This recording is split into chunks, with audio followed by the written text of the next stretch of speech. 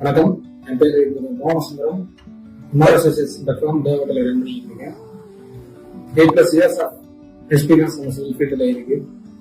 தேவகோட்டை, காரைக்குடி, திருப்பத்தூர், மதுரை எல்லா ஏரியாலையும் நம்ம ப்ராசஸ் பண்ணிக்கிட்டு இருக்கோம். 20+ ப்ராசஸ்க்கு மேலே தேவகோட்டில் கம்ப்ளீட் பண்ணியிருக்கோம்.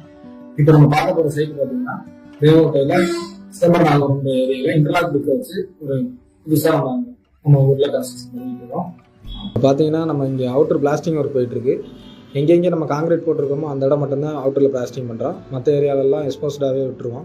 ஏன்னா மட் இன்டர்லாக்கோட லுக் அப்போ தான் வெளியில் நல்லா தெரியும்.